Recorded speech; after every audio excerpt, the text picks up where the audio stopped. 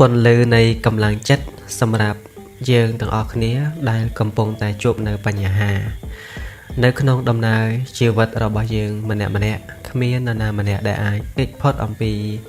ព្យុះភ្លៀងនៃឧបសគ្គការខកបំណងឬក៏ជាការ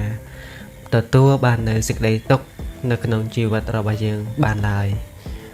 ក៏ប៉ុន្តែទោះបីជាយ៉ាងណាក៏ដោយព្រះអង្គបានបង្រៀនយើងថា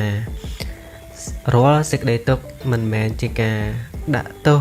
ពីធម្មជាតិឬក៏ជាការដាក់ទោសទៅលើព្រហ្មលិខិតនោះទេប៉ុន្តែវាជាផ្នែកមួយនៃការពិតចំពោះជីវិតរបស់យើងដែលហៅថាអនិច្ចំទុក្ខំអនត្តាអ្វីដែលសំខាន់បំផុតមិនមែនជាទំហំនៃបញ្ហាដែលយើងកំពុងតែជួបប្រទះនោះទេប៉ុន្តែវាជារបៀបដែលចិត្តរបស់យើងនឹងប្រតិកម្មនឹងឆ្លើយតបយ៉ាងណាចំពោះបញ្ហាទាំងអស់នោះដូច្នេះដើម្បីទទួលបាននូវការកសាងកម្លាំងចិត្តរបស់យើងឲ្យរឹងមាំនិងឆ្លងផុតអំពីរាល់ឧបសគ្គទាំងឡាយដូច្នេះយើងត្រូវប្រកាន់ខ្ជាប់នៅគោលការណ៍សំខាន់ដែលខ្ញុំនឹងលើកឡើងនៅคลิปបន្ទាប់ទី1គឺជាការទទួលស្គាល់និងមានការគិតពិចារណាឲ្យបានវែងឆ្ងាយកាលណាបើយើងមានឬក៏ជួបប្រទះទៅនឹងរឿងរ៉ាវទាំងឡាយដែលជាហេតុបណ្ដាលឲ្យនៅមិនសមតាមបំណងរបស់យើងការតូចចិត្តឬក៏ជាការអស់សង្ឃឹមតែងតែចូលមកជ្រៀតជ្រែកនៅក្នុងចិត្តរបស់យើងប៉ុន្តែប្រសិនបើយើងមាននៅសតិគឺជាការដឹងខ្លួននិងពិចារណាគិតគូរឲ្យបានវែងឆ្ងាយនោះយើងនឹងយល់ឃើញថាអ្វីគ្រប់យ៉ាងទាំងអស់គឺវាកើតឡើងជារឿងធម្មតាមិនថាជាសេចក្តីសុខមិនថាជាសេចក្តីទុក្ខសុទ្ធតែជារឿងបណ្ដោះអាសន្នដែលវាកើតឡើងនៅក្នុងជីវិតរបស់យើងតែប៉ុណ្ណោះដូច្នេះកាលណាបើយើងដឹងខ្លួននិងទទួលស្គាល់ការពិតដោយចិត្តរងាប់បានល្អហើយ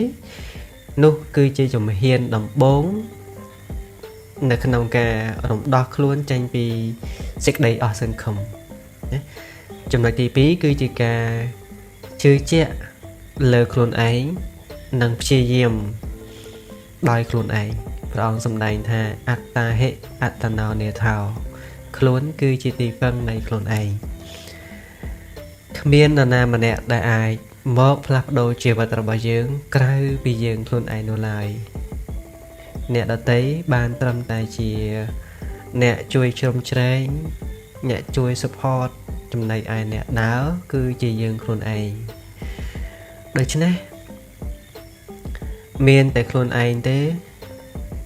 គឺជាអ្នកលើកទឹកចិត្តខ្លួនឯងមុនគេមិនសំខាន់ថាអ្នកដទៃលើកទឹកចិត្តឬក៏មិនលើកសំខាន់ខ្លួនឯងទទួលយកបែបណាដើម្បីឲ្យជីវិតរបស់យើងរីកចម្រើនណាដូច្នេះចំណុចទី3គឺជាការអប់រំផ្លូវចិត្តរបស់យើងនឹងឲ្យមាននៅមេត្តាត្រជាក់នឹងការចេះអត់ឱនឲ្យគ្នាទៅវិញទៅមកជួនកាលកម្លាំងចិត្តរបស់យើងត្រូវបានបាត់បង់ដោយសារតែការប្រៀបធៀបខ្លួនឯងហ្នឹងជាមួយនឹងអ្នកដទៃណាហើយក៏បង្កើនឲ្យមាននៅការតូចចិត្តអអន់សពុនចិត្តរហូតទៅដល់ការបន្ទោសខ្លួនឯងអន់ជាងគេអីផ្សេងហ្នឹងជាដើមទៅកាលណាបើយើងបណ្ដុះចិត្តឲ្យមាននៅមេត្តាដ៏ត្រជាក់គឺត្រូវបានចាប់ដើមអំពីការចេះស្រឡាញ់គ្នាទៅវិញទៅមករៀនផ្ដល់សេចក្តីអនុគ្រោះឲ្យខ្លួនឯងនិងអ្នកដទៃផ្សេងណារួមផ្សំជាមួយនឹងខន្តីភាពអត់ធន់ទៅនឹងការលំបាកណាយើងត្រូវតែរៀនធន់ផ្លូវចិត្តរបស់យើងនឹងត្រូវតែឲ្យស៊ាំជាមួយនឹងការលំបាកយើងកុំរំពឹងថារបស់អ្វីគ្រប់យ៉ាងគឺទទួលបាននៅស្រួលពេកព្រោះគ្រប់យ៉ាងគឺត្រូវតែឆ្លងកាត់រាល់បញ្ហាដើម្បីទទួលបាននៅភាពជោគជ័យគឺប៉ិតណាស់យើងតែងតែជួបនៅបញ្ហានិងការលំបាកផ្សេង